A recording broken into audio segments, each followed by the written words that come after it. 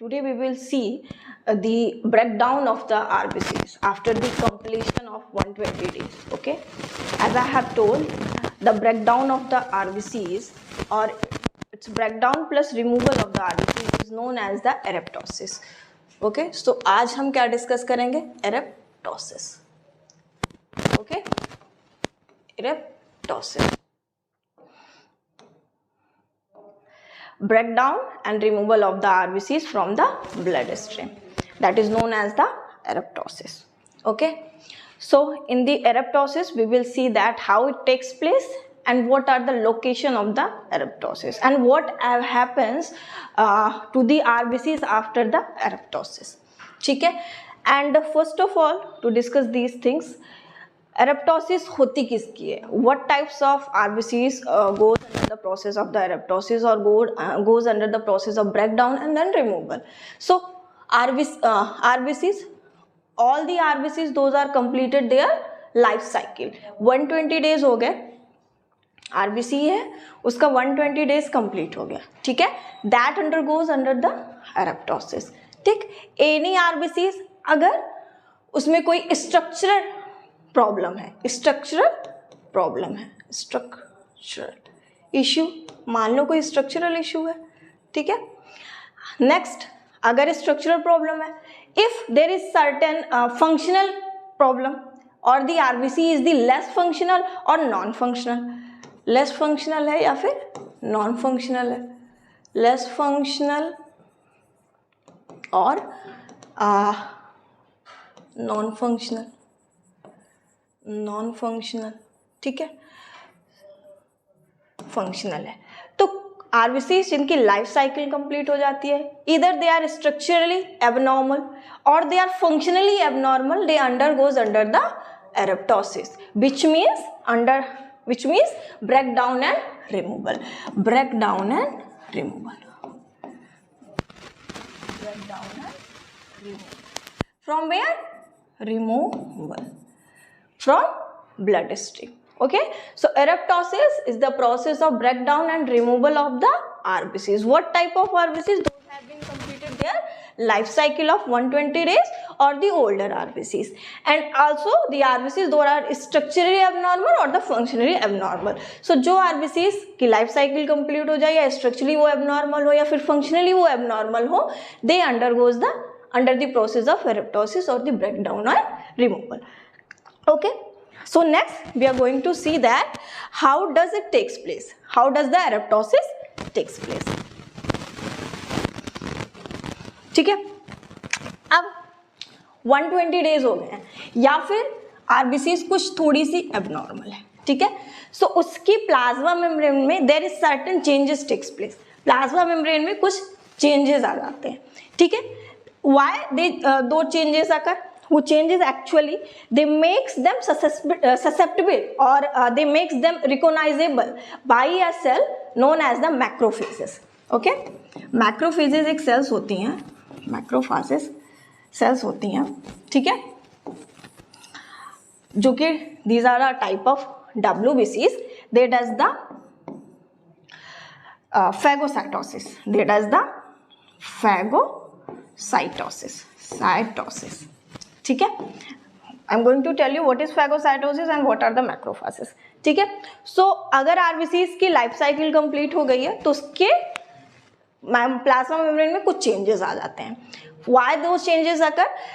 Because of making them recognisable bye the macrophages. Macrophages उनको क्या कर लें, ये सेल्स हैं उनको रिकॉग्नाइज कर लें.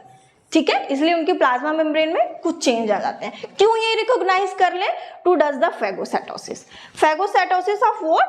Phagocytosis of the RBCs. ठीक है, सो there is some changes takes place in the plasma membrane of the RBCs if they are completed their life cycle. Why those changes takes place? That the macrophages are the cells that can recognize them for the phagocytosis. What is the phagocytosis? Phagocytosis क्या होता है? Phagocytosis is a process. Phagocytosis क्या होता है? Phagocytosis क्या होती है? It's a process जिसमें क्या करती है cell macrophages and there are certain other cells in the types of WBCs जो क्या करती हैं जिस सेल को फैगोसाइटोसिस करनी है, मान लो यहाँ पे आरबीसीज की फैगोसाइटोसिस हो रही है, मतलब मैक्रोफेजेस आएगा उसको इनगल्फ करेगा, विच मीन्स इनटेक करेगा, ठीक है। और कुछ टाइप के एंजाइम्स होते हैं, पर्टिकुलरली द लाइसोजाइम्स होते हैं विद इन दिस मैक्रोफेजेस। तो ये मैक्रोफेजेस क्या करेगा, जो लाइसोजाइम होगा, सॉरी, इनके अंदर लाइसोजाइम होगा जो कि आरबीसीज को क्या करेगा, ब्रेक डाउन करेगा, ठीक है। Where I was. So, changes आ गए, प्लाज्मा मेम्ब्रेन ने, मैक्रोफेज ने रिकॉग्नाइज किया और उसकी फैगोसाइटोसिस की मतलब उसको एनगल्फ किया, एनगल्फ और द इनटेक, ठीक है। आप ये भी कह सकते हो, सेल ईटिंग भी बोल सकते हो, you can say it this cell eating, ठीक है। Then within the macrophages there are certain type of lysozymes found or certain types of enzymes that are particularly designed to break down the cellular compartments, okay। so कुछ enzymes होते हैं particularly those are the lysozymes, ठीक है। वो क्या करते हैं, break down करते हैं of the cellular part of the anything। Here we are talking about the RBCs। तो यहाँ पे ये जो मैक्रोफेजेस के लाइसोजाइम होंगे वो किसका ब्रेक डाउन करेंगे, RBCs का ब्रेक डाउन करेंगे, ठीक है, RBCs का ब्रेक डाउन करेंगे, ओके। सो RBCs का ब्रेक डाउन कर दिया उन्होंने। वी नो दैट RBCs में ज़्यादा कुछ तो होता नहीं है, they only have the plasma membrane and haemoglobin, plasma membrane and the haemoglobin, plasma membrane and plus haemoglobin. हमने देखा था कि आरबीसीज के स्ट्रक्चर में क्या होता है, एक सेल होती है प्लाज्मा मेम्ब्रेन, सेलुलर कंपार्टमेंट में उसके कुछ होता नहीं है, ना न्यूक्लियस होता है ना ऑर्गेनेल्स होते हैं, सेल होती है, सेल में सिर्फ क्या होता है, हीमोग्लोबिन होता है, ठीक है। तो यहाँ पे ब्रेकडाउन जब मैक्रोफेजेस करेंगे तो क्या ब्रेक डाउन करेंगे, सिर्फ प्लाज्मा मेम्ब्रेन को ब्रेक करेंगे और किसको ब्रेक करेंगे, हीमोग्लोबिन को, ठीक है। So particularly most of the component of the RBCs is the haemoglobin. तो हम देखेंगे कि हीमोग्लोबिन का क्या होता है during the eryptosis, okay. What happens to the haemoglobin during the eryptosis. So recall that ये हीमोग्लोबिन किससे बना होता है, हमें पता है, देयर वाज द प्रोटीन था। हीमोग्लोबिन खुद ही एक प्रोटीन है जिसमें क्या था, एक प्रोटीन पार्ट था, there was a protein part, okay, and one was the iron part जो क्या कर रहा था, ऑक्सीजन को कैरी कर रहा था, there was the iron part and another was the non iron part, okay. So this was the component of the non iron part, this was the component of the haemoglobin. एक protein part था, iron part था और non iron part था। तो हम देखेंगे successively इन सब का ब्रेकडाउन कैसे होता है and where they goes after the breakdown. So सबसे पहले देखते हैं प्रोटीन्स को, ठीक है। प्रोटीन क्या होती है, proteins were break down into their amino acid chains, amino acids, ठीक है, amino acids. We know that कि हीमोग्लोबिन में एक अल्फा, दो अल्फा चेन थी और दो बीटा चेन थी अमाइनो एसिड की, ठीक है। तो ये अमाइनो प्रोटीन पार्ट क्या होता है, अल्फा और बीटा चेन में ब्रेक डाउन हो जाता है। क्या होता है इसका, प्रोटीन पार्ट हीमोग्लोबिन का, it will break down into the alpha and beta chain. These alpha and beta chains, chains after certain changes, कुछ changes होते हैं इनमें, then they send back to the bone marrow for the resynthesis of the RBCs or for the erythropoiesis। तो हमारी RBCs के older होने पे जो इसका प्रोटीन पार्ट है वो डिग्रेड हो जाता है अल्फा और बीटा चेन में, और अल्फा और बीटा चेन फिर से कहाँ भेज दी जाती है, बोन मैरो में for the erythropoiesis. They send back to the bone marrow for what, for the erythropoiesis. ये रीयूज हो जाती हैं एरिथ्रोपोइसिस, ओके, सो जितने भी हमारी जो भी प्रोटीन पोर्शन होता है हीमोग्लोबिन का वो रीयूज हो जाता है in the erythropoiesis after the completion of the 120 days और after the completion of the life cycle of the RBCs उनका प्रोटीन पार्ट फेगोसाइटाइज्ड होके वो क्या होता है बोन मैरो के पास फिर से भेज दिया जाता है and that will reused in the erythropoiesis. Okay, this is the one condition. ठीक है, if these cells are being phagocytized, अगर सेल्स फेगोसाइटाइज्ड हो रही हैं तब वो ब्रेक डाउन हो जाएंगे अल्फा और बीटा चेन में. बट सर्टेन कंडीशन में ये भी होता है द सेल्स और the haemoglobin do not get phagocytized. If this haemoglobin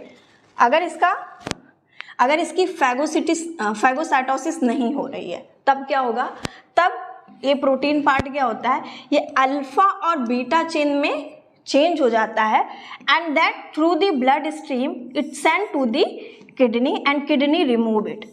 okay, अगर हीमोग्लोबिन की आरबीसीज की फेगोसाइटोसिस हुई तो हीमोग्लोबिन का प्रोटीन पार्ट क्या होता है, वो alpha beta amino acid chain में चेंज होके it send back to the bone marrow and it used again for the erythropoiesis. But if there is sometimes the certain part or the some portion of the hemoglobin does not break down, then there are changes into the alpha and beta chains and they removed through the kidney. Okay, so अगर phagocytosis हो गई है तब protein portion क्या होगा, reuse हो जाएगा. अगर फेगोसाइटोसिस नहीं हुई है तो क्या होगा, protein portion alpha beta chain में चेंज होके ये सेंड कर दिया जाता है किडनी को और किडनी क्या कर देती है, रिमूव कर देती है from the body. Okay, now iron.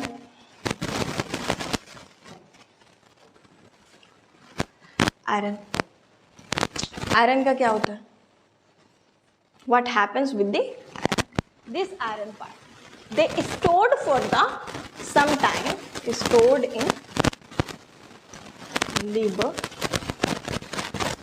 and spleen for some time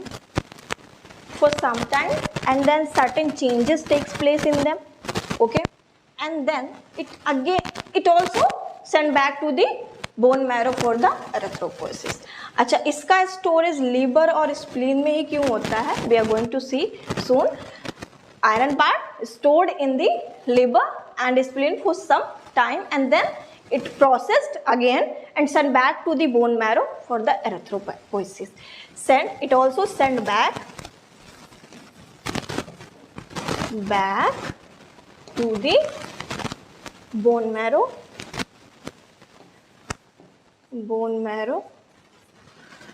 for erythropoiesis. ठीक है, erythropoiesis.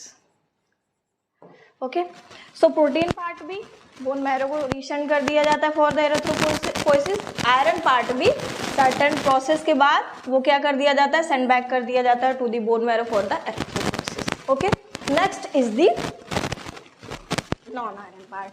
वी नो दैट वो नॉन आयरन पार्ट क्या था, that was the haem group. Haem group में ही आयरन पार्ट लगा हुआ था जो कि ऑक्सीजन कैरी कर रहा था. नॉन आयरन पार्ट क्या था, हीम ग्रुप था. अब इस हीम ग्रुप का क्या होता है और द नॉन आयरन पार्ट का क्या होता है. ठीक है, first of all it changes into the biliverdin. ये क्या होता है, एक ग्रीन कलर का केमिकल होता है. ग्रीन कलर का केमिकल होता है that after certain processes changes into the well known, I think सबको पता होगा, biliverdin. First heme portion changes into the biliverdin, that is a green type pigment, green colored pigment. Then this biliverdin is changes into the bilirubin. Okay, bilirubin. So non-iron part और heme part का क्या होता है, first of all it changes into the biliverdin, that is a green pigment or the chemical, then it changes into the bilirubin. Bilirubin is a yellowish pigment. Okay, ये yellow color का होता है. Okay, what happened to this? It sent back to the liver. और liver क्या करता है, liver इससे क्या सिंथेसाइज करता है? बाइल। ओके, क्या सिंथेसाइज करता है? बाइल। बाइल क्या होता है? We all know that bile is used in the emulsification of the fat. Fat के डाइजेशन को इजी करने के लिए बाइल यूज होता है, that is made by the और manufacture by the liver with the help of the bilirubin. और bilirubin क्या होता है? आरबीसीज का बाई प्रोडक्ट होता है। आरबीसीज और हीमोग्लोबिन के ब्रेकडाउन का बाई प्रोडक्ट होता है। ठीक है, तो we can see that all the part of the RBCs are reused in our body. ठीक है, let's see it again. Haem group, haem group का क्या होगा? First of all changed into the bilirubin is a green pigment, then it's sent to the liver. ठीक है, in the form of bilirubin. ठीक है, biliverdin किस में change होगा? bilirubin, and this bilirubin sent to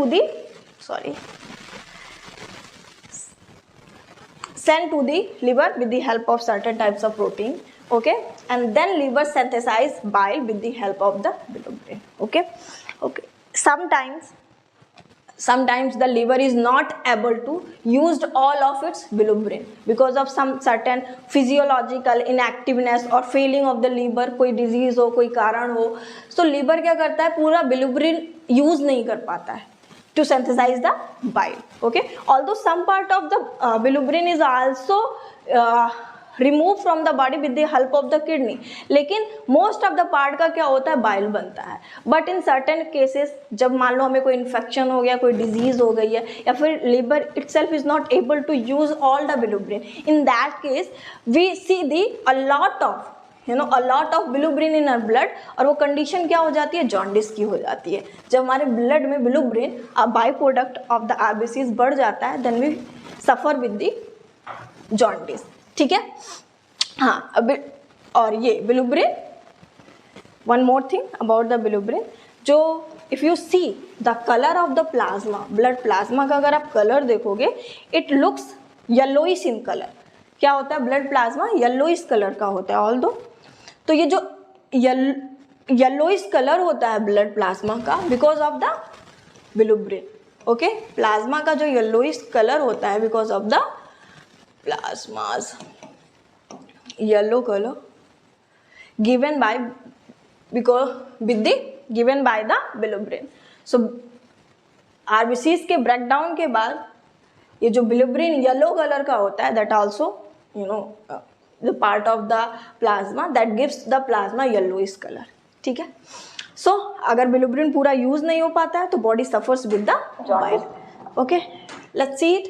Okay, I have told you that why these things are stored in the liver and spleen.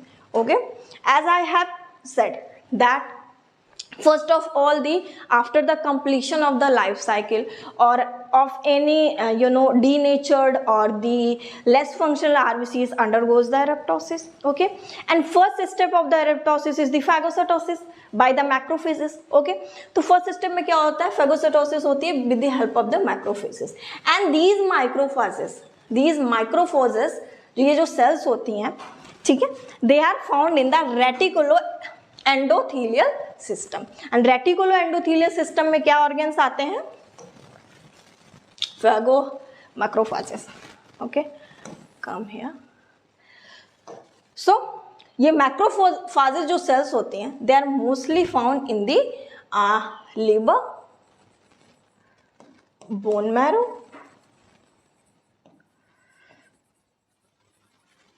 And spleen. Okay, and spleen. So eryptosis का first step क्या होता है? Is the phagocytosis by the macrophages. ठीक है, and those microphages are found in most of the in our liver, bone marrow and spleen. That's why after the phagocytosis, these things either they are processed or they are stored. Like I have said about the iron part, they are stored for some time in liver and spleen. Why? Because after the phagocytosis, they resides there for some period of time, and then they processed again and then sent back to the bone marrow for the resynthesis of the RBCs. Okay, so this is all about the apoptosis. Let's do a quick revision. Okay, very small topic I think it is. Eruptosis is simply the breakdown or the breakdown and removal of the RBCs from the bloodstream. When this happens, if the or what types of RBCs undergoes the eruptosis? If the 120 days has been completed, or the RBCs is less functional or non-functional, then the eruptosis of it takes place. What happens first during the eruptosis? There is the phagocytosis of all the old or the less functional RBCs by the macrophage cells in the liver, bone marrow and spleen. Phagocytosis कहाँ पे होगी? Liver, bone marrow and spleen, because all the macrophages are found, or the most of the macrophage cells are found in liver, bone marrow and spleen. Okay, during the phagocytosis, the cellular part, which means the plasma membrane and the hemoglobin, because a cell, RBCs have only two parts, plasma membrane and the hemoglobin, they are breakdown. अच्छा, ये जो इसका cellular plasma membrane का भी part होता है, that is also send to the bone marrow for the reuse. ठीक है, they are break down. Specifically see the hemoglobin is break down into its protein, non-protein and iron part. Okay, the protein part, if it is phagocytized, if the cell is phagocytized, then the protein part is break down into alpha and beta chain. As we know that the hemoglobin is made of 2 alpha and 2 beta chain. ठीक है, तो protein portion will degraded or the break down into alpha and beta chain, and these alpha and beta chain are sent back to the bone marrow for the erythropoiesis or reused for the erythropoiesis. Then what happened to the iron part? The iron part is stored for some time in our liver and spleen for certain processes or some certain changes. Then they also sent back to the bone marrow for the reuse with the help of certain types of protein found in plasma membrane. As I have said to you that the protein is work as the carrier protein for the iron. Okay, next what happened to the heme part of the hemoglobin?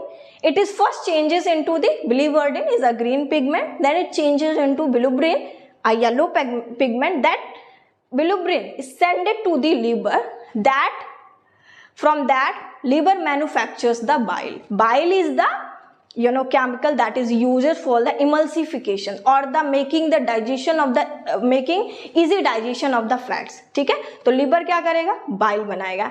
And if the amount of bilirubin is somehow or anyhow become higher in our blood, our body suffers with the jaundice. Okay, simultaneously, if the cells does not phagocytize, the protein part of the hemoglobin, it changes into alpha and beta chain, and it removed with the help of the kidney. Okay, so this is about the eruptosis or the breakdown of the eruptosis. Okay, so next we will see about the WBCs of the blood. Okay, thank you.